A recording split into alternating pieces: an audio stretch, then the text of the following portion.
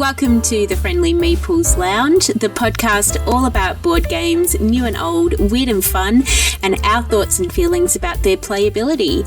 I'm your host, Jen Florez. And I'm your host, Chris Ingold. We don't have a special guest today, which is awesome because it just means Chris and I can banter back and forth. We do hope that you enjoyed hearing Rod's point of view last time. He definitely has some very different point of view to Chris and I. But today, you've just got Chris and I, and we have so many things to say. We always have a lot to say. Probably because we spent all week or all fortnight or whatever it is thinking about board games and then just going, oh, we got a podcast, and it just all comes out. And absolutely. Then you people have to listen to it. Why are you still here? What are you doing? No, you love it, really. What have you been playing this week, Jen? Do you know what? I haven't actually played anything this week. For the first time in ages, I've been studying. So I'm in the middle of an 8-week-long course called Immersion. But the one board game thing I have been doing, so the course I'm doing is about fabric design. And I know you've heard me talk about this, but I've actually started designing a collection of fabrics based on board games. Ooh. So board game adjacent, but I haven't actually been playing any board games. No, I was playing. I remember that there's a few weeks ago when we were at Board in the West. I remember you coming back and going, why don't I know about this game? Because when Tamara, Joe, and I were playing a game called Damask.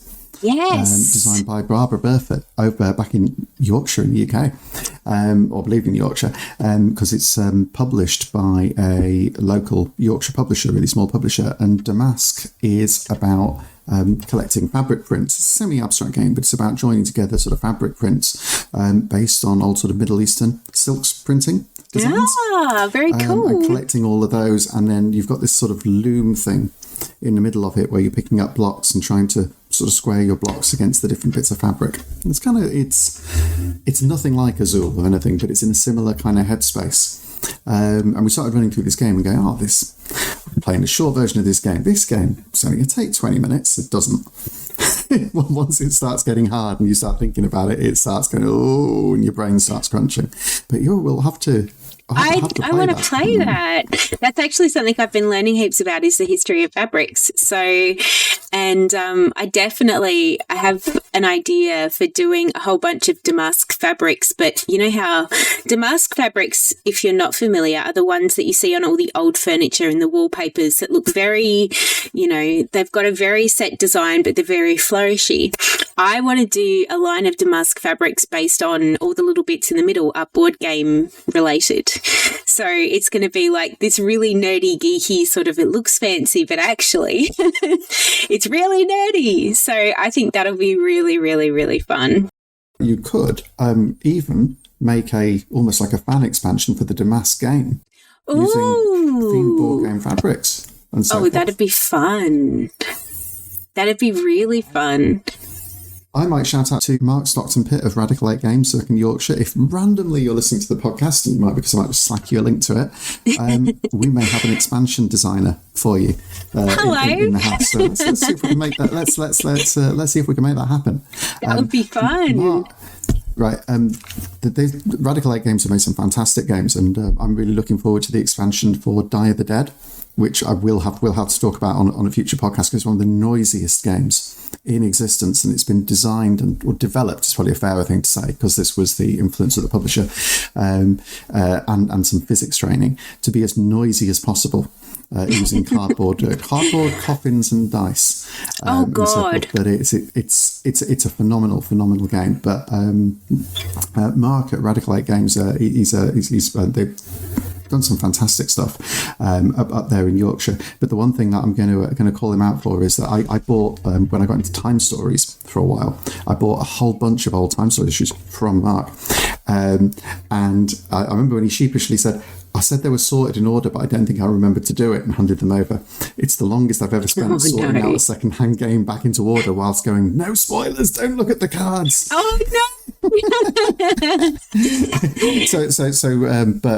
yeah, he's made up for that with some fantastic games coming out of his small sort of publisher up in the UK. So big shout out to them, because they're awesome. And if you see any games by Radical 8 Games, they are often, there's not a lot of them about, but they're great. This week, Joe and I have been playing Meadow. Oh, so I've still also been training myself to teach hegemony, which we talked about sort of last week. But we've been playing Meadow, and I've had that for a while, and we started playing it and then put it back and then got it out again. And it's I don't know. Have you played Meadow, Jen? No. No. So Meadow is in the kind of Everdell nature games ilk again, and it's a card tableau builder. Very much sort of a combo point scorer, and you have effectively a board with a 4x4 grid of cards, and they're all unique, and they've all got like a different, either it's like they've got sort of your ground terrain, and you've got sort of like bugs and things you might see on leaves, and you've got bigger animals, and then you've got paths and roads that take you off to like sort of little houses that are off in the distance. And the conceit is that you're having a wander around, and as you collect more of these cards, you're focusing in and observing more of the details of the natural world around you. And every card has got a specific creature, and this little appendix tells you what they all are, and it's very, very beautifully drawn. But you've got this 4x4 grid of cards, and you basically each turn you've got these little stick things. It's a bit like sort of worker placement, but you've got these little sticks that are like kind of tiles with a point on one end and a flat on the other end, and you stick the point in one side of the board, and each stick's got a different number, and that tells you how many cards along is the card that you can take. So as you play around with these cards, you effectively get you start blocking off the ability to take certain cards on there. To start with, first go you can have anything, but then after a while you're blocking your opponent off. And there's this other board which is like a campfire board where you can stick the back end in instead, and you don't get to pick a card, but you get a special power. And that might involve getting cards. So you're then arranging these cards in a tableau, and you've got your meadow tableau and your above the meadow or beyond the meadow tableau, and effectively building up points combos by stacking cards up, and you have to have certain things in your tableau in order to be able to play other cards on top of it. And it's very pretty. It's very beautiful. It's very meditative. We're going to have that one on another podcast for sure, because it sounds really, really cool. And I love those kind of games. Like, I mean, we've already said so many times, I love Everdell. It's such a good game. I'm so naughty. I still haven't played all of my expansions of Everdell. So that is my aim for BunnyCon. I'm going to bring Everdell along to BunnyCon, and I'm going to grab a couple of tables and shove them together and put the whole thing out and see if I can lure someone into playing Everdell with me with all of the expansions. And pop quiz secret here, I suspect before that happens, she'll go for the third table, because it might probably need 3. And it might almost be doable. I know Joe's really keen to play Everdell. Awesome! And so forth. I think probably without all of the expansions, more because she's not had enough Everdell recently. But you might persuade her with one of them, one or two. So I mean that's been the main game that I've been playing this week. I'm desperately waiting because back up in Australia here,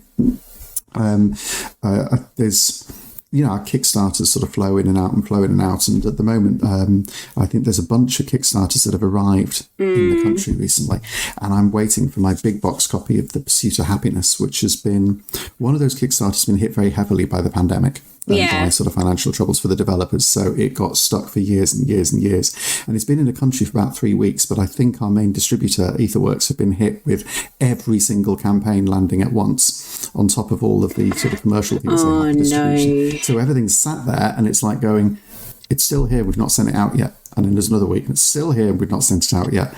So the other thing that I found myself doing is sort of itching, because I really want to play that game as well, because I've never played The Pursuit of Happiness. There's so many wonderful things about it. So that's what I've been playing this week. But Meadow is fantastic. I've heard it's also a really good 2-player game. One of the things I've heard about it is that it is probably a best as a 2-player game, and there's not a lot of those, and they're great when it's just it's just a couple of us at home. The 4-player game apparently goes on for far, far, far too long. So if you're looking at playing Meadow and looking to play it 4 players, there is a bunch of variant rules out there to shorten it. Awesome. To make it work better, because it's and they're apparently sort of really worth looking at. The reason it goes on too long at 4 players is that they wanted to make sure everyone could be first player an even number of times. So a 6-round game for 2 players becomes an 8-round game for 4 players. Oh no! Having played like the 2-player game, that is definitely going to be too long. It just sort of outstay its welcome. So if you're looking to play it, don't let that put you off, but take a look for some of the variant rules that you can find out there on the internet to trim that down and get it just right. I was actually just looking at my Kickstarter on my phone to see if there were any games that I'd backed that hadn't arrived yet, because I do this all the time with Kickstarter, is I'll kickstart something and I'll be like, what is this box that's arrived at my door? And all of a sudden, there's something that I ordered 3 years ago and it shows up on my doorstep. So, but I think Magical Unicorn Quest I have already received, which is the last game that I backed on Kickstarter. But I did something very cruel to myself the other day, Chris. It was really bad. I went on Kickstarter and I looked at all the games on there, knowing that I couldn't back any of them, because I promised Rod that until we have a house, I will not kickstart another game. And there are so many good games on Kickstarter right now that I want all of. It's so cruel. Like, you know what? The last time I did that, I'm not very good at that. I have reduced the amount of games that I kickstart and tried to get it more focused, because a lot of times you can get the game in retail anyway. But the amount of times I say, I'm not going to back it, I'm not going to back it, I'm not going to back it, and I don't back it, I give myself a big pat on the back and I tell myself just how disciplined I am. And then a late pledge button appears. Right. And I just late pledge it. And that's like even worse, because then I add it to my Kickstarter list, because I do track boxes, because we've moved house so often and then we moved countries. One of the things of moving countries is the logistics of managing Kickstarters that have gone past the point where you can change your address and suddenly you're like, oh crap. How do I tell people that I've moved? And that's not easier now, because everything's still running so slowly. So I keep an eye on them all, but I then dip in and I late pledge something. Or the Kickstarter comes into the shops in retail and I quickly slip in and go on then and get it from retail. And it doesn't end up costing a lot more money doing that. But I'm beginning to believe that my self-control isn't quite where I would like it to be, but it is getting better. And I've certainly stopped mostly kickstarting the absolutely massive games. There's a couple of big ones with big boxes that I've got. I kickstarted the full set of Sea of Legends because it's a pirate game, and I had to have to think a bit of a thing about pirate games. They're my weakness. And there's a really big box game called, or with lots of like flashy bits, called Quad Heroes, that was quite expensive. That is a weird block moving. You've got lots of little painted cute cube figures that go around something that feels like a Nintendo video game, rolling around and bashing each other, semi-programmatic. So it looks completely bonkers, and it's just not like anything else out there. So I kickstarted that, and that's going to have like a really big box that I'll somehow have to find space for. But most of the things that I've backed now are a smaller, more normal sized games. And Australian games. That's my other thing, where I'll make a point often of backing anything by an Australian designer unless I really don't want it. Are you a part of, now maybe I shouldn't tell you about this, but are you a part of the group Kickstarter board game group in Melbourne? Uh-oh. Is that a Facebook group? Is that a Facebook group? It is a Facebook group that I'm a part of, and I'm reluctant to send you an invite because I don't want Joe to kick my ass. But there is actually a Kickstarter, an Australian board game, or specifically Melbourne board game community, and I was trying to find it on my groups. I've got way too many groups that I'm a part of. But it's basically a group of people in Melbourne who look at group kickstarts together for board games. And do they do group pledges and share? They do group pledges. It's exactly that, so that you can make sure that you're getting all the board games that you want, but saving on shipping. And I'll find the group and I'll send it to you. But one of my friends who was actually at MeepleCon, Tim, he said to me, "Hey, you haven't pledged lately. What's going on? Like, there's been so many good games." I'm like, "Look, Tim, I'm not going to lie. I love you, and I love that you feed my addiction. But I can't buy a house and have board games at the same time. Like, it's just my thing that I've been ignoring you guys, and I love you, and it's not that I don't want to be a part of the group. And I do every now and then go on there and just have a little look at what everybody's backing. But I'm terrible, because I'll be like, I'll just back this one, and I'll just back this one, and it'll just be this one. And then before you know it, I've backed like 3 different board games, which, yeah, I'm terrible. Like, they're just too good. There's too many options. So, but yes, I will find that group for you, because if you can manage your addiction, it's actually quite a great group. And one of the guys that does a lot of the kickstarts on their team, he lives very, very close to you. So I think you'd probably really enjoy that group, Chris.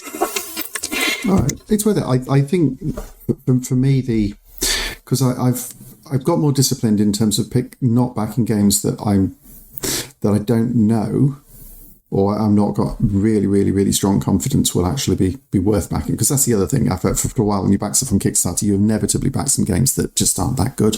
Right? You know, it's probably, and sometimes you'll do that, you know, because you want to support, say, a small developer or something, and it's fine. Sometimes you end up buying a really top-notch game, and you go, well, what's the point? I don't like it. I wish I'd come out and waited for the reviews.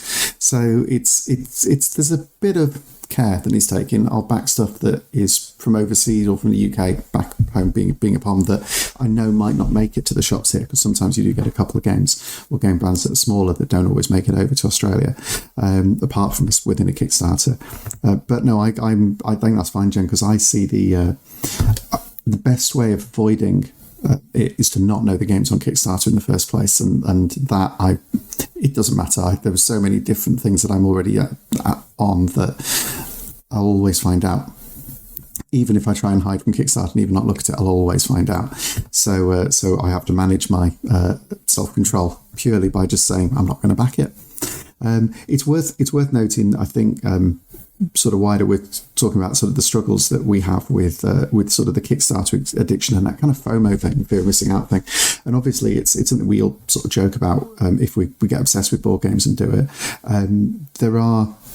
I know a number of people within the hobby who have found that because of usually other things that are happening in their life, that can kick into a sort of a gear where it's not just funny and, oh crap, I've just spent money that I should have spent on something else, but it's not such a significant thing, into something that actually becomes a bit of a problem. So I think it's important to sort of extend a sort of hand out that there are, if it's breaking into that sort of area for anyone, it's absolutely fine within the hobby, and it's to sort of go and sort of look for support, because it happens. I think we're beginning to see a move away from Kickstarters, and I say this with my fingers crossed very strongly, that throw absolutely everything in the kitchen sink into one Kickstarter with tons of boxes, because the companies that do that have been burned so heavily. I know we talked about this in, I think, a couple of podcasts ago. They've been burned so heavily by the shipping crisis that it means that if they get stung, something goes up, something costs more expensive, then actually they end up in almost going out of business. So Mythic Games are a good example of this. Mythic Games are the kings of the 20-box submission, where basically a crate arrives at your house that's bigger than you are, full of boxes you'll never play and more miniatures than you could possibly paint in 5 years. And doing that and getting them out there, and they were very successful with it. They have stayed in business just, I think is probably fair to say, because the increase in cost of shipping, even when compared to the money they took in for the shipping in the first place and the huge cost of the games, once that was stacked up, it just didn't work. But so I think we're getting to the point where we get smaller games coming out there. That's a good thing. And I mean, in all seriousness, for designers and developers, if we want to keep our hobby sustainable, it's far better to keep things keep things affordable, and if you find that it's just too much, then reach out and look for some support, because sometimes it's an addiction can turn into something that you can sort of joke about, because it's a semi-addiction to something that is quite serious and undermining. So if you're going through that, or if you know someone's going through that, then sort of keep the faith, and the community is there to support you as well as absolutely. Yeah, look, absolutely. There's definitely support out there. So if you are finding that you need a little help, we're always here to help. That's for sure. So now for a word from our sponsors.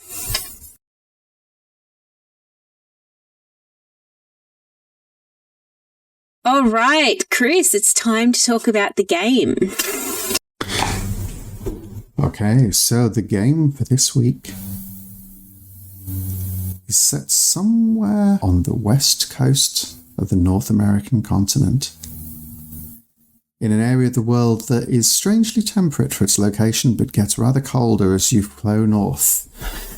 Goes into some beautiful mountain ranges, wonderful fresh air, a hint of the Pacific.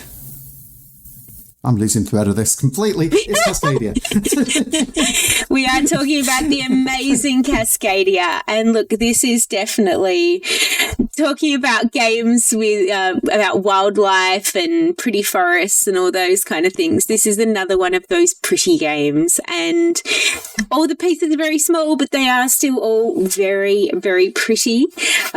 This is probably one of my favourite games. So Cascadia, which is made by Flat Out Games, designed by Randy Flynn. You may have heard of some of Flat Out Games' other titles, such as Calico and Verdant. Goes for about $50 to $60 in stores, Cascadia. You may find it a little cheaper on a buy, swap and sell. Definitely, if you do find it, I highly recommend grabbing it. It's a really good game that I actually think sticks to its runtime as well pretty well. So runtime is 30 to 60 minutes. Difficulty level, having played it for the first time recently, Chris, what would you say the difficulty level is on this one? So Cascadia is like, this is where it's similar to other games from Flat Out Games, and certainly if you have a look at the sort of the publisher above that is AEG. So then you'll expect it to be quite a strategic and tight game, and I think just like the other two games that have just been mentioned, Cascadia sits in that sort of game that is actually quite easy to learn, but maybe quite tough to master. Mm-hmm. And you could get better and better and better and better at it as you go. It's not. No, I thought it was a really quite straightforward game to learn. The rules are very, very simple. Where it can potentially be a bit more complicated is in that sort of spatial connections. So it's in Cascadia, you've got a lot of opportunities to score based on how you arrange your tiles, and there's lots of bonuses that are around how those arrangements sit. Some of them are really intuitive. You look at it and go, I know what that is, I can put that together. Some of it takes a little bit more head scratching to work out and even to add up at the end of it. I'm looking at you, birds. You made that work for you, sir. You absolutely killed it with the birds. I know. It was. I did kill it with the birds, and after a while, I thought, I think I'm killing it with the birds. It still took me forever to try and work out. I think the one point where the table just stopped into analysis paralysis was actually trying to work out the points. Yes. On the birds. But yeah, there are so some of those I think are a bit trickier because I'm visual in that way. I mean, when people always talk about people who are more visual or less visual, I'm just to split that up, I find it easier and quite fun making those kind of geometric sort of connections and those sort of shapes and patterns. Absolutely. And so that fits well in my head. I think for some that might be a little bit of a struggle. Jen, do you want to tell us a bit about how Cascadia plays? Absolutely. So Cascadia is a really fantastic game that is built on tiles, and you have to arrange your tiles in a way to create a really nicely balanced ecosystem. So kind of like how Ark Nova is getting you to build a zoo, Cascadia is wanting you to build yourself a little national park. So you want your animals all to be in the right spot so that they're thriving and flourishing. And the 5 animals that the game is based on are bears, elk, hawks, foxes, and I believe it's trout. Salmon. It's salmon, not trout. So you have to arrange your tiles to get you the most points possible. Now, I'd love to say this is what you need to do with this animal and this is what you need to do with that animal. But one of the things that I think makes this game endlessly playable is that every single game you have different different rules that come up. So each of the animals has, I think it's 5 different options for what can come up during the game it is 5. So 5 different options that can come up in the game as to what your objective is for that game based on that animal. So, for example, when we were playing the game the other day, the elk needed to be in clusters. And depending on the pattern that you had those clusters in, depended on how many points you got for the elk. So if you just had one elk on its own, it was worth 2 points. If you had 2 elk right next to each other, they were worth 5 points. If you had 3 elk in a triangle shape, it was worth 9. And then 4 elk in sort of a T shape was worth 13. Now, I know that's going to sound funny just hearing it, but when you visually see the rules for this game, you'll understand exactly what I mean. The layout of all of your different animals is what makes a difference into your scoring, and where Chris was talking about the birds and having to score, or, having to line up all the birds properly.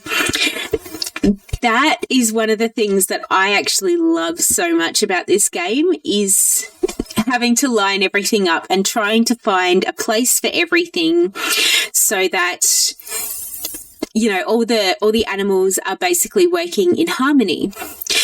Another aspect of the game that I think is really, really fun is that it's not just about the animals and arranging the animals. It's about how you arrange the areas as well. So the types of land that you're putting these animals on are mountains. Where are we? So we've got our mountains, we've got our water, we've got grassland, we've got forest. Yeah, so mountains, forest, prairies, wetlands, and rivers. And each of the tiles that comes out will let you know what type of animal can go on that tile. Some of them only have one animal. Quite a few of them have multiple animals that can go on that area, which is really, really awesome. So similar, if you've played Calico, what's going to happen is there's going to be a few tiles out in front of you, and then each of those tiles has a wildlife token that goes with it. So you also have options during the game that you're going to be able to collect what are called nature tokens. So the way you're collecting your nature tokens is making sure you get the right animal on the right landscape. And for some of them, that's going to give you a nature token. And your nature tokens allow you to do some extra little things. So normally when you are going to grab your tiles to place in your ecosystem along with the animal, you have to grab the tile and grab the animal that goes with that tile. But if you've got some nature tokens, you can grab an animal from one area and a tile from another area so that you get exactly the combination that you want. So basically, to summarize that, it's about balancing your habitats and your animals to score the most amount of points possible. Sounds pretty simple when I say it that way, right? one of the things with those birds, wasn't it, that in fact, it's not just with the birds, it's with the fish and it's with the others, is that sometimes these combos, they'll come as a trade-off to each other. Sometimes you need to trade off which one you're going to go to and which one you're going to give up. Because when you're picking your tiles and your animal counters, Jen, that was one of the things, you have to pick up a pair of both.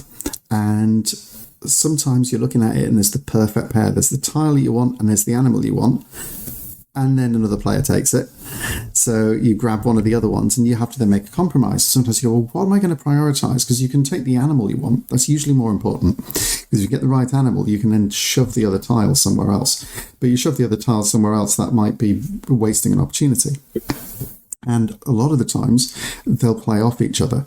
So the birds need a little bit of distance between them, so you need to create space between them. Some of the animals, and there was an example, I can't remember which animal it was, want to be surrounded. I think it was the foxes. The foxes, yeah. For like a pair of foxes that was surrounded by two of everything else, not necessarily in adjacent pairs, but two of everything else. So you're trying to square all these different arrangements up against each other.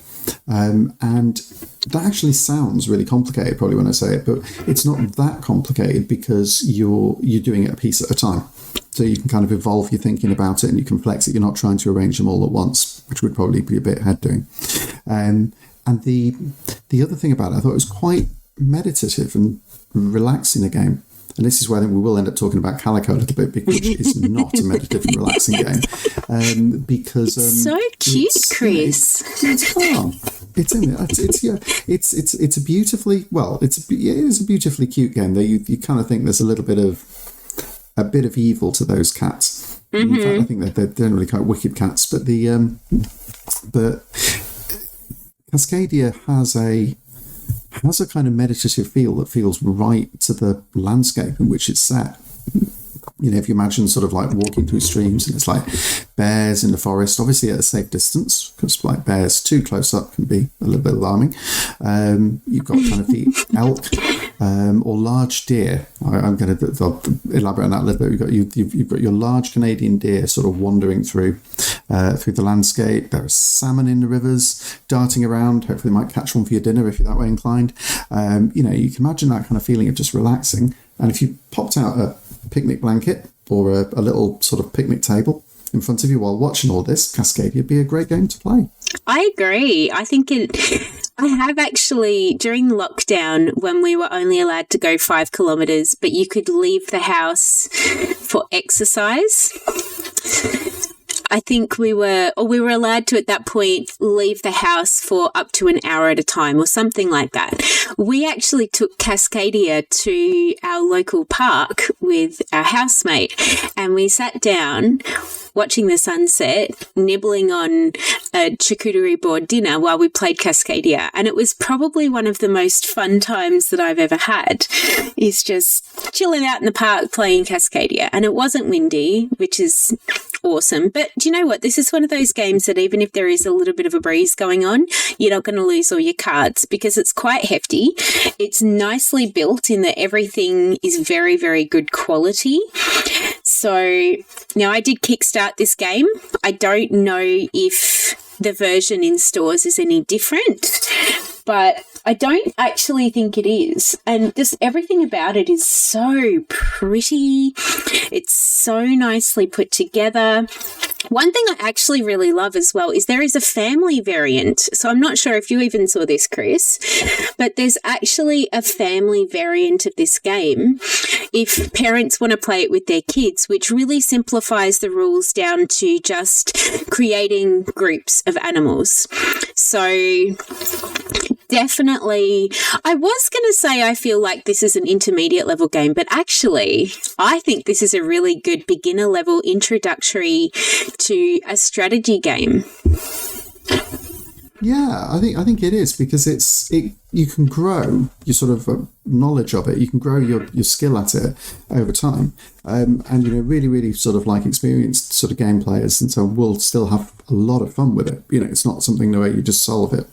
In fact, it can be quite tricky, and so, but at the same point, it's not hard to get into. I think it's like games like Azul, like that. I suspect that if you were Cascadia might be a frustrating game for somebody who basically never played board games before, and they played with a bunch of complete hawks. Yes. Who are sitting there point maximising everything. I think certainly if those great hawks decide to spend ages taking their turns, don't do that if you're going to be... But I think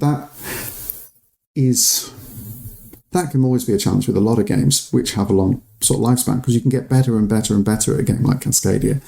But it is not a hard game to learn. And it's really, really pretty. It is. There's so many of these games, and I have that kind of not just a nature theme, but actually almost that sort of national park and sort of hiking and natural exploring thing. That's been a big thing recently, and there's been a few games around actual sort of national parks, haven't there? There was the parks game itself that was based on a set of like art prints that was commissioned, and I don't know the history behind a set of art prints, but there was a set of art prints at some point that were formally commissioned to around the national parks in the United States. Except the one thing that annoyed me with that is that Parks released it, and then they released an expansion that doesn't fit in the base game box with the rest of them. And it's like, well, making an expansion to a great game is fine, but you'd done something based upon the national parks, and you missed out, whatever it was, 15, 16, 20 of them, and then put them in an expansion. But you could have put those in the initial box in the first place and actually made the game complete, because you knew you were missing them out for an expansion. But also then you know that people are going to then want to buy the expansion to make the set complete if they like the art series, and you can't fit it in the box anyway. So you kind of like... So you kind of which way around they do that. But Parks is a very meditative game. You got like a little hiking figure. That meadow I was talking about earlier, that considers itself a hiking game. So you've got a little hiker who's the person wandering around there. You're kind of wandering around English meadows. That's not really hiking when you compare it to not really wandering around Canada or some of the tougher kind of like trails that we've got over here in Victoria.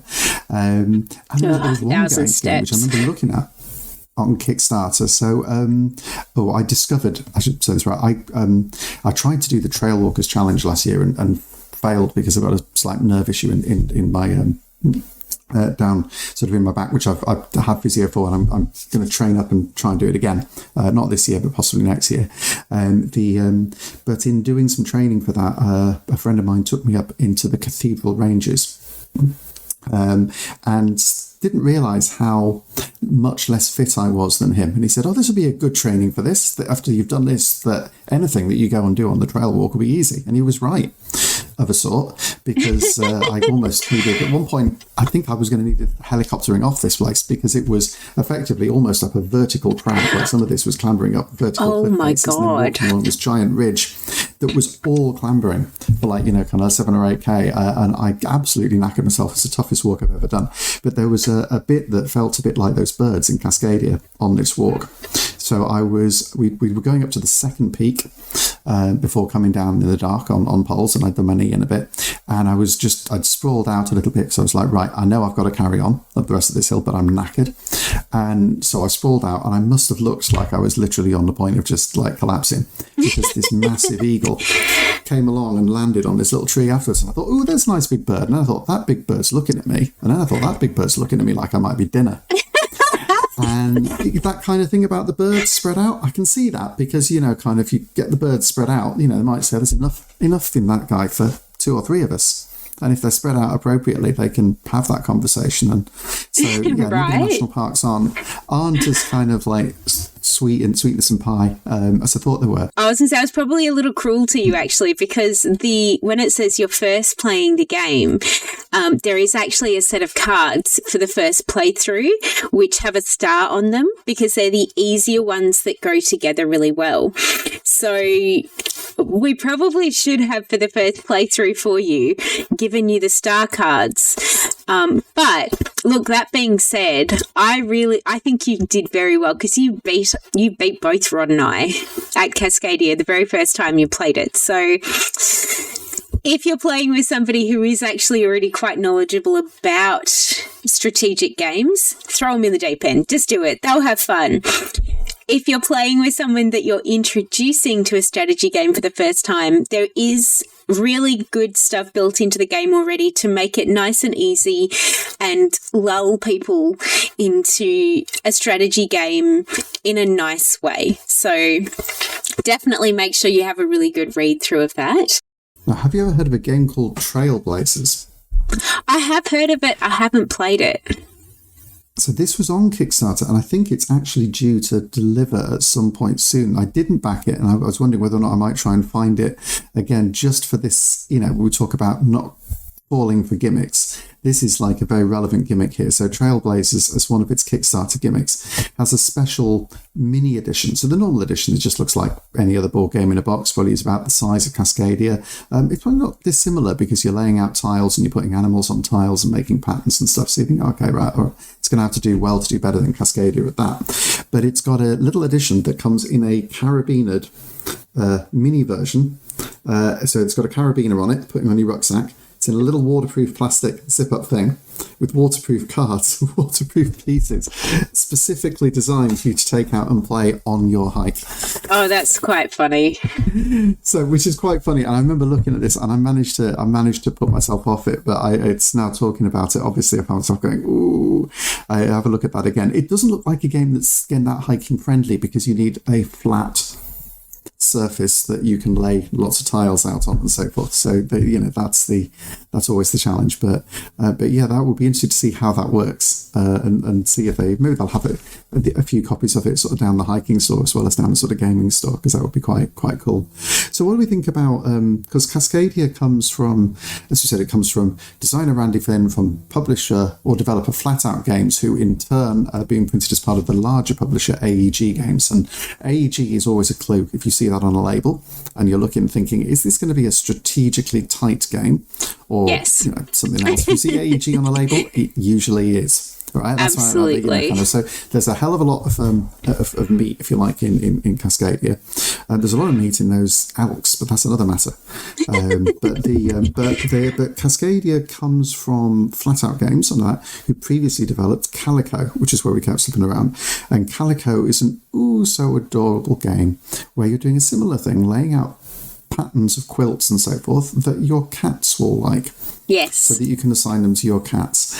And it maybe should be just as meditative as Cascadia, but isn't, is it? It's so competitive.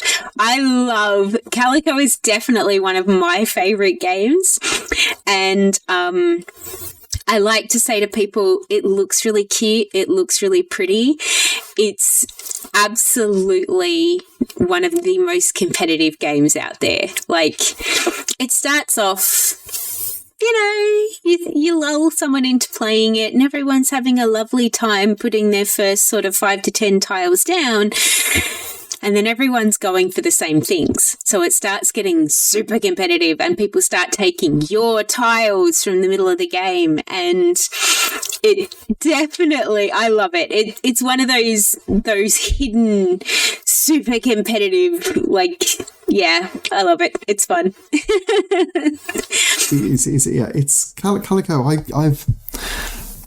quite enjoy. I preferred Cascadia, because I sort of prefer the sort of openness of it. But it certainly is that Calico, you start off and it's like, oh, this is a nice, innocent little game. It doesn't take too long, so you use it between, you think now at a games day or whatever it is. Someone's waiting on you and you're going to sit down and play like one long game, or you just want something that you're going to play before you go home for the evening because you haven't got time for anything big. So someone goes, here's Calico. You roll out Calico, put the mats out, explain it, and so forth. And you're all sitting there thinking, oh, what a lovely day, what lovely people. And then 10 minutes later, you're thinking, oh, I'm going to kill you. How dare you take my I hate all of you. Look, I wouldn't even leave just one tile my cats wanted from me. As a cat mum myself, I can attest to the fact that I am also, obviously, you've probably been able to tell from my talking about fabric designer, I'm a crafty person. I make quilts. My cats love my quilts. So I think in terms of accuracy, it's definitely a game that's got a lot of accuracy. Cats do love quilts, but it's also a very backstabby game. It's very deceptive in its cuteness, and yeah, definitely if you like something that has a little bit of that competitive nature and you can play with friends who will forgive you for stealing their tile, definitely give that one a go. We'll talk about Calico in another episode for sure. We might talk about Calico in a little bit because we should almost move on to other theme for the podcast in our Too Much Time to Think section. And what have we got too much time to think about today, Jen? We have too much time to think about, are cute games mean games? Yeah. I'm going to go yes. Yeah. Yes, this came out of Calico. So I was thinking, right, so Calico is a game that is really, really mean. And yet on the outside of it is really, really, really cute. Right. And we started thinking about kind of other games where you find yourself going, oh, you sod, wow, how dare you take that piece of mine? And as you do, you start thinking, oof. Some of them are really sweet and fluffy looking, and there's a game that it's been a long time since I played it, and it's really hard to get in Australia at the moment, which is really annoying. I did contact the publisher and I said, you can order it from the States, but it costs a lot because it's based on one of our Australian national animals, if you like, and that's called Echidna Shuffle. So Echidna Shuffle. Oh, I've heard of that, but I haven't played it. It is the cutest game in the world, right? So I'm going to come out and just say that flat out. I think that Echidna Shuffle is the cutest game in the world. So Echidna Shuffle, component wise, it has this board kind of that's just lots and lots and lots of sort of brightly coloured spaces in the wood, and there's these little sort of plastic little tree trunk things on it, and so on. And but Echidna Shuffle has these beautiful plastic echidnas. And these beautiful plastic echidnas also have these little things on top of them where you can load your echidnas up with little butterflies. Oh no! And stuff. And the echidnas have got these little eyes on them that look absolutely adorable, and their snouts got this little smile. I mean, they are the most beautiful game component, the cutest game component in existence. Right? They look like, you can just imagine that if you put Echidna Shuffle up, it was like in a kid's toy store, and the kids were out there going, and you can just imagine someone going, Mummy, I want the game with the echidnas. I want the game with the echidnas. Look at them. They're so adorable. And going, oh, God, that looks like a lovely game. Let's get that for our family. It is the most evil, backstabby game known to man. It will have people literally wanting to kill each other and not speaking to each other ever again. It does look really cute. I just had a look online at the images for the game, and it looks really cute, but we're going to have to play this one sometime, Chris, because I'm intrigued now. If you've got a copy of Echidna Shuffle, we want to hear from you. So let us know. Messages if you've got a copy. We want to play games with you. But speaking of other cutesy games that are really evil, Exploding Kittens, super evil. Munchkin. It looks really cute. The artwork in all the Munchkin games is absolutely adorable. It's evil. What's that other one? Magical Unicorns? Is that what it's called? Oh, that's something. That's one of the Exploding Kittens sort of range games. Is that what you're thinking of? I think that that kind of group of games by that company, all of them look really adorable. They're beautifully drawn. The artwork is amazing. They're all evil. Yeah, and is there something that when you're making a more evil game, because you look at Munchkin might be a good example of this. Yeah. I hate Munchkin, but in fact it's a bit of a cliche to hate Munchkin, almost like it's a cliche to hate Monopoly. So I should veer in a little bit to it, but I don't like Munchkin. But because it goes on. That's one of the things, is if you're basically getting hammered at Munchkin, you're sometimes given a reprieve just so it can go on. You can get hammered again, even some more. But there is that cute, cheeky look about it. And if you then go back to kind of like less backstabby, maybe more sort of like, the sort of long, sprawling kind of like dungeon crawl games and sort of like that you might have had even before then, because Munchkin's an old game now, so we're talking about the older games. Or you like your Hero Quests and so forth. And Hero Quests look quite serious, but when they went and made a game that was incredibly backstabby, they also made the characters almost a little bit cuter, didn't they, at the same time? So, Jen, do you think there's the thing that if you want to design a mean game, you have to make it look cute? Not the other way around. Yeah, I think so. And the meaner the game, the cuter it's got to look. Absolutely, because why would you play a really mean game that looks super evil as well? I don't know. Well, you see that in some ways it might be logical, mightn't it? So what happens is says, right, okay, we're the Mean Games Club. We want to get together and play some really brutal, mean games where we're really nasty to each other and they're mean looking and they're mean. So I guess playing devil's advocate, kind of Does that club not exist? I don't think so, because even my favourite game to hate, Twilight Imperium, it looks beautiful. It's a really beautifully designed game, but it's evil. It really is. Like, I'm trying to think, heaps of... Yeah. You know what? I think in general, games are always made to look visually appealing. But if you look at a game like Gloomhaven or Frostpunk, both of those games are beautiful. But I know Rod has done a solo game of Frostpunk, and he said this game is evil. Like, it's absolutely trying to kill you. So, yes, I think there is something in that you have to make your game look much, much prettier if your intent is evil. But then that's pretty, isn't it? Because Frostpunk isn't cute. Or is it? No, true. Is there any cute in Frostpunk? No, it's pretty. No, you're right. Yeah. So that's made to be pretty, but cute games. No, I agree. If we're going strictly for cutesy looking games, you can almost guarantee that those cutes... Actually, no, I know an exception to that rule. Cat Lady. Have you ever played Cat Lady? I've seen it, and it didn't look evil. It's a very, very cute game, and I actually don't think it's all that evil, because the way that it's played means that somebody's always getting a turn. Like, the very first time I played it, knowing nothing about it, I won the game. So that's a pretty good indication of, I don't think that's necessarily an evil game, but it does look cute. But I think that it's probably the exception to the rule, because pretty much every other really cute looking game I can think of is evil. Maybe it's the butter wouldn't melt effect. Kind of, there's actual cute, like actual beautiful, and then there's that kind of, they look cute, but they've got like an evil glint. Yes. And maybe the assumption with calico, because the calico cats look nice enough, but all cats have an evil glint, don't they, really? Yes, absolutely. All of them. I mean, even Percy, our giant Maine Coon, he's beautiful, and he's just the most loving, adorable cat that you would ever find. And then he craps outside the litter box. Right? And laughs in a kind of cat way. Oh, he just does this. No, I'm perfectly innocent. Like, if you had scooped that one piece of crap that's sitting in the litter box, I would have pooped in there. Like, he definitely, all of my cats, I think, have survived because they're so damn cute. And I definitely think that translates. Maybe it's cat games. No, Unicorn, is it Unicorn Fever? Magical Unicorns. All of the unicorn games are evil. All of them.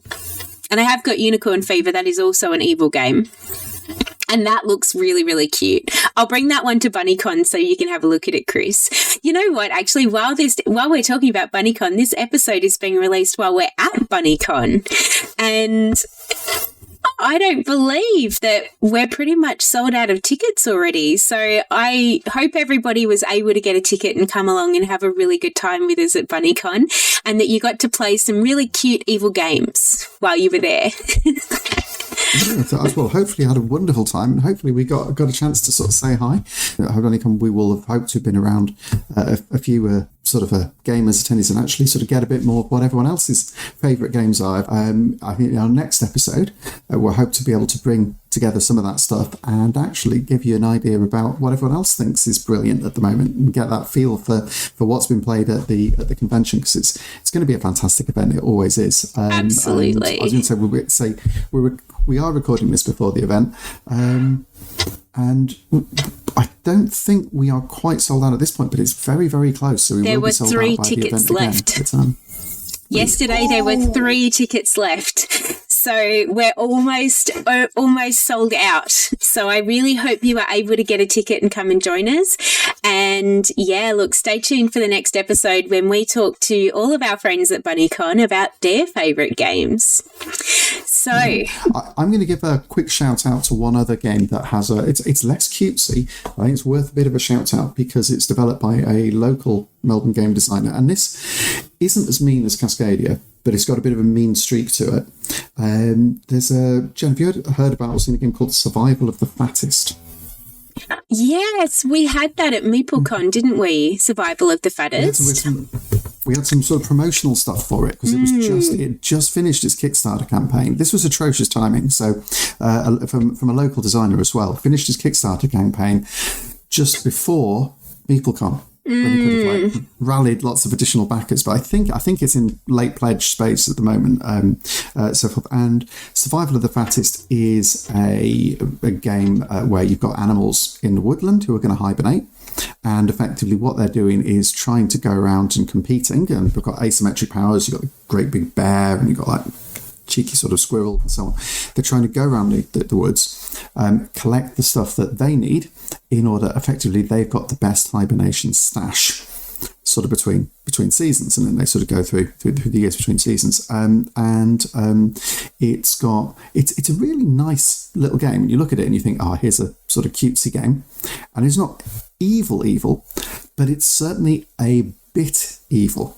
And that's there on purpose, and you can see it in the art as well. Each of these animals in Survival of the Fattest has got a little bit of a wicked glint about the character design. The character design is lovely. It's really good. So that was a lot of fun, and I played a prototype of it back just before PAX in early October.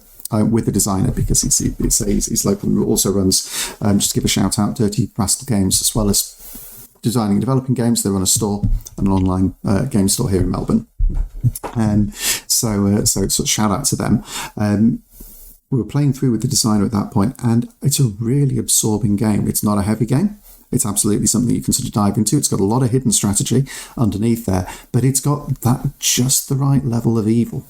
And just the right level of cute. It's just the right level, and just the right level of cute. And it's unbefore, but it's sort of sat in that little kind of, and it is almost part of the joke, I think, isn't it? It's that kind of, maybe it's that idea about the impish 3-year-old. You know, when you've got like kids or whatever it is, absolutely adorable and yet really, really, really wicked at the same time. And it's not that there's something about that juxtaposition between beautiful and just downright mean that plays off well. So but it's nowhere near as mean as the likes of Cascadia, but it's got a bit of it, and it's definitely worth having a look at. You keep saying Cascadia, but I think you mean Calico. I do mean Calico. I keep saying so. It's okay. Because they're released by the same company, they do look. They've got a beautiful kind of similarity in their style. But on that note, now from another word from our sponsors.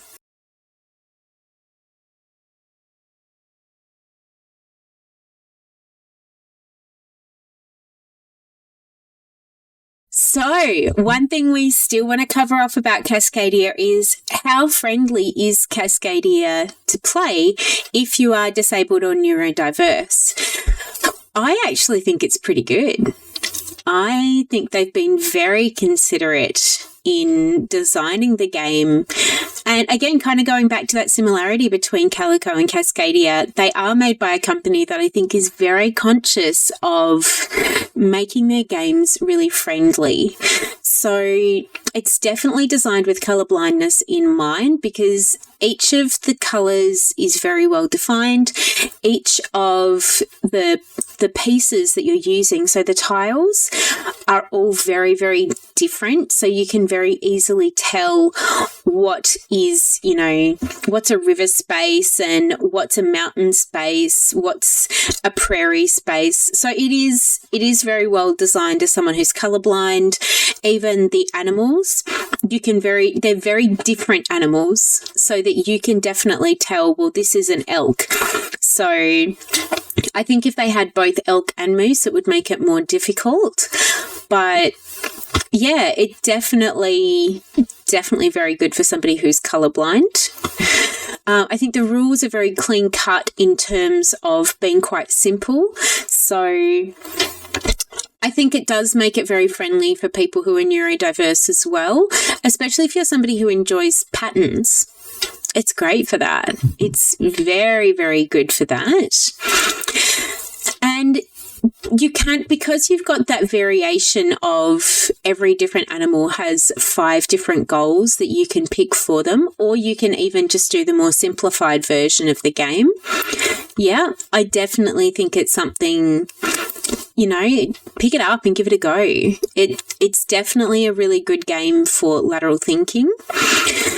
And yeah, it is really simple. Like, every turn is just, you get a turn to pick up a tile and an animal and place a tile and an animal.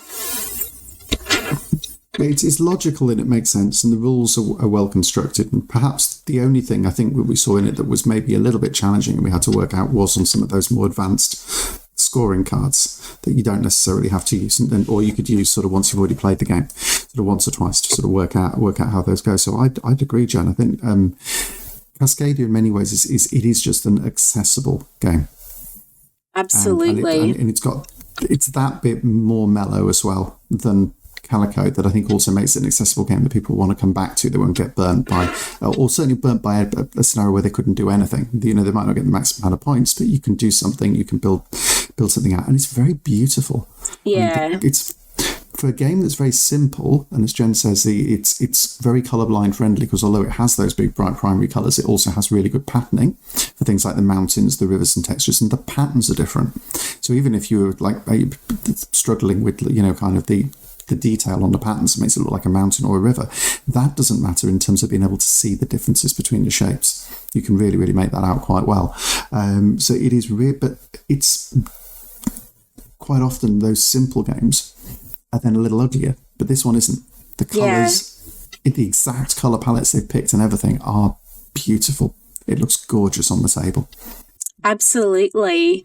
And look, as somebody who's currently learning all about colour palettes and how to pick really good colours, they've definitely done a really, really good job of making sure that everything is harmonious. And yeah, I love it. I really genuinely think it's got something actually that makes it stand out from Calico as being a more friendly game. And that's that even if somebody does take your tile, because most of the goals are cumulative, so you get more points for having more things, it means that if you've got something you were just going for, let's say you wanted to have, a line of salmon, and you were aiming for having, 7 salmon in a row, but someone takes the last salmon, you can always then default to one of the other things. So you can always default to having another bird or having another elk or something like that to still get you points. Whereas in Calico, if there's towards the end of the game that one tile that you really need and it comes up and somebody else takes it, you generally don't then have the opportunity to grab another tile that's going to work in that place, especially if you're going for a very specific colour and pattern that you need. It is highly unlikely that tile is going to come up again in the last 2 to 3 rounds of the game. Whereas Cascadia, because you've got that variance and the option of 5 different goals that you can go for during the game, plus we haven't even touched on this, there's extra scoring for the landscapes and how you put the landscapes together as well. Because of that, I actually think it's a bit of a friendlier game because you have got more options for how you can score. Yeah, it is. It's some of those tougher ones can be the hard to work out the actual score at the end of it. So it's I think, again, if you're looking at some of those more challenging scenarios, and I'd even argue that it's not that hard to go through the game and try and get the most points from some of them. So this is often the birds where they're a bit of distance apart. You can do that. You can kind of put something down. You can say, I can see that connects to there, and there. So I can see that I want to do that move. It looks like it's going to be good for points. When it actually comes to adding it up at the end, that's probably the only thing that I would say is perhaps that a little bit less friendly in Cascadia, and in this case only with more complex goals, is that when we were trying to add up the scores at the end, there were a couple of those areas where we had to basically try about 3 times in order to make sure that we caught it accurately, because you're like going, right, so one of those, there's those, oh no, hold on, we missed that one, oh no, I've forgotten, where did I start, have I done that one already? So some of those patterns can be a little bit complicated to work out. But again, that's only if you're playing some of those sort of more advanced cards. If you play the sort of basic cards, that's easier. Yeah. And, you know, it's a small thing on what's a really good game. There's one thing that I have to take, because I'm half Finnish. And so one thing I have to point out is that there is the perennial thing for, if anyone's coming from Scandinavia and having a look at this, that this game is set in Canada. So in Canada, and I got confused and had to look this up myself a moment ago.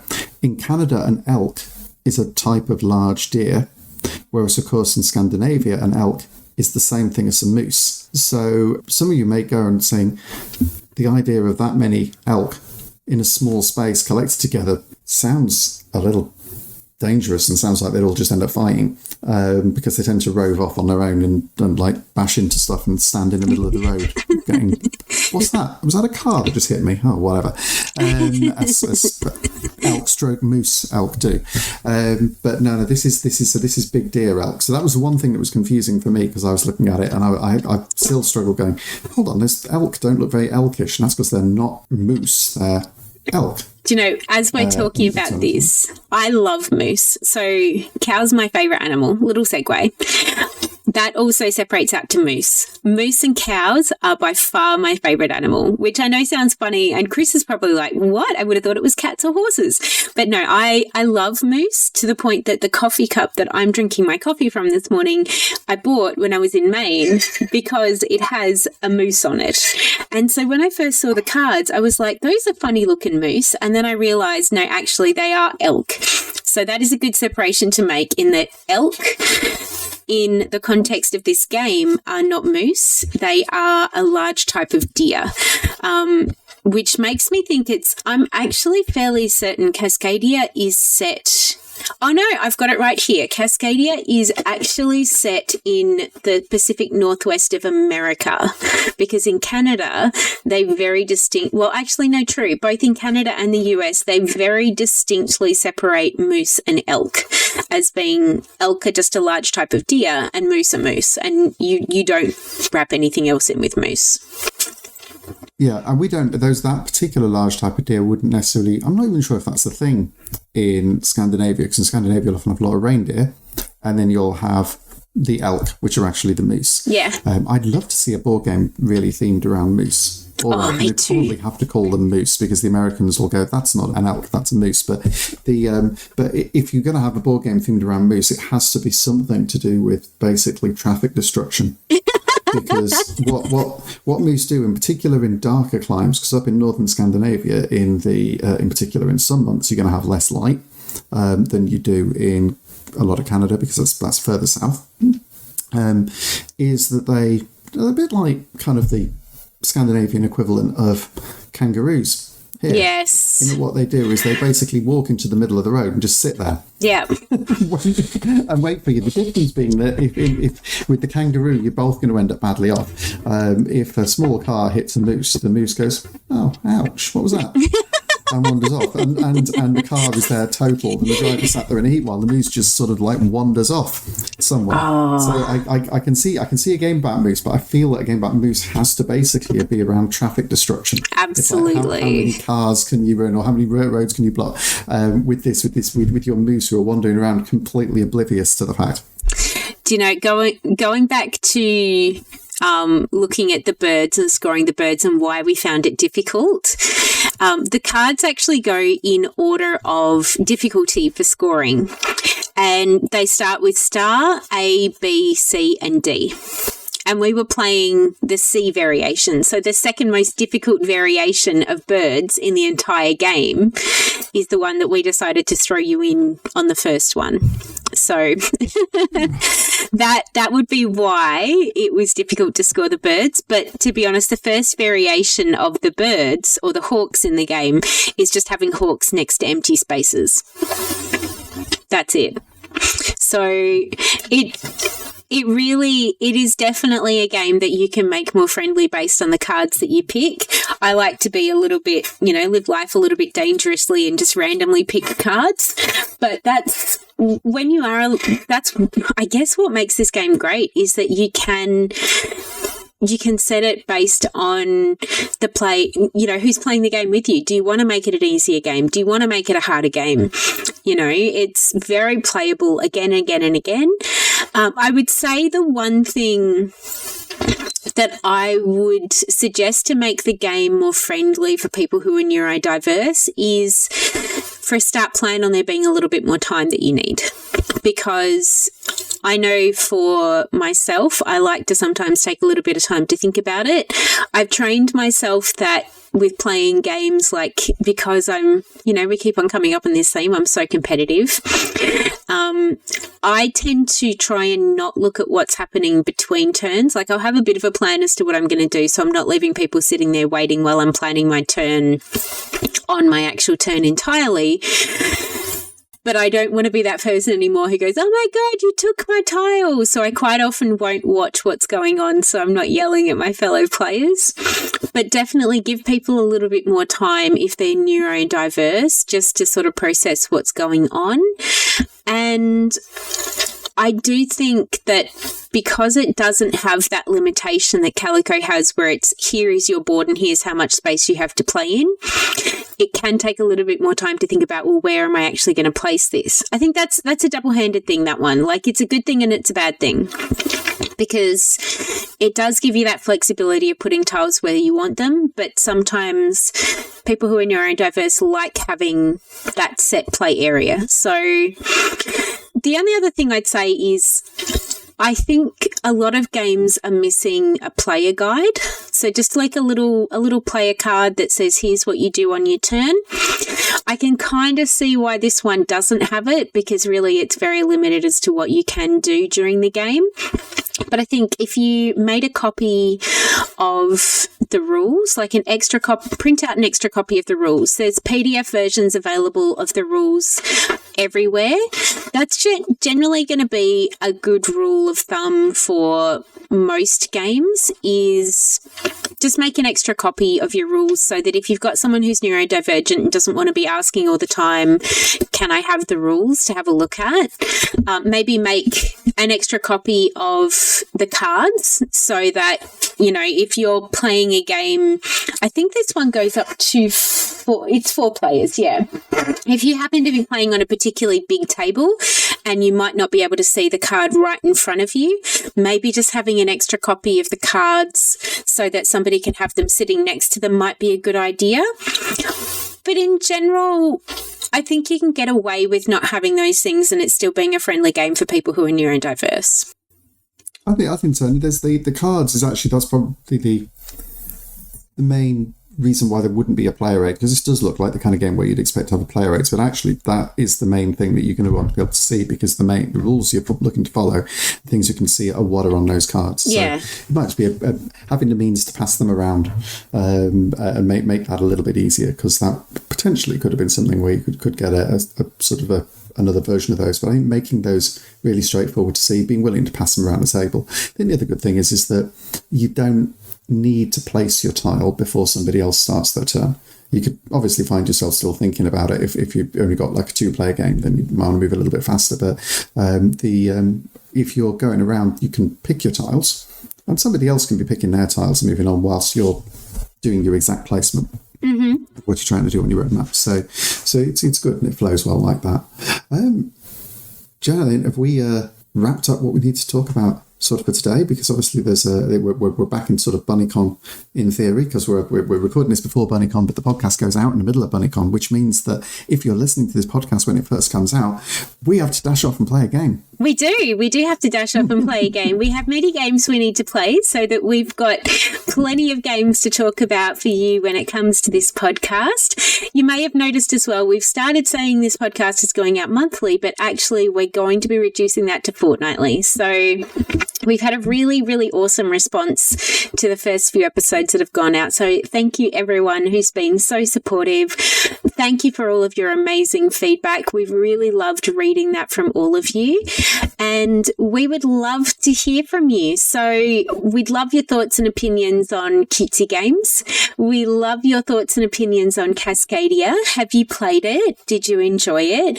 Is it something that you would like to play and you don't have anyone to play it with? Well, we've got plenty of places that you can play it. It comes with Meterboard in the West every time. I believe that we don't have a copy in the library, do we, Chris? I don't know, but we'll check. We will check, because obviously we're at BunnyCon right now when it's going out, so I could go and just have a look at the shelf. But because that's in the future, I'd need to go back. But in advance of BunnyCon, because we are of course recording before BunnyCon, the crates of games, in order to make their way from library storage over to the venue, and I'm closest to the venue, are going to start their journey into my front room sort of tomorrow. So gradually we're in that process now. If you sort of guess when we're recording, where areas of my home get turned into a massive game and shelving storage unit for a temporary basis, and as it was sort of last year, in preparation for the big event. So we're all looking forward to that. But you'll have to check and see if we've got any Cascadia in the library. I don't think we do either, Jen. I think that's a gap, and probably a gap that's worth filling. Absolutely. I agree with you on that one. Well, thank you very much for listening today. You can find all of our information below in the information part of the podcast. We'll have a link to our socials. So you can find us on Facebook. You can find us on Instagram. We have a website. Please let us know. We love hearing from you. If you've got any ideas for things or for games you would like us to cover in the podcast, we'd love to know that as well. So we hope you have an amazing week playing all your favourite board games. And this is See You Later from Jen. All right, and see you later from Chris. Bye-bye. Bye.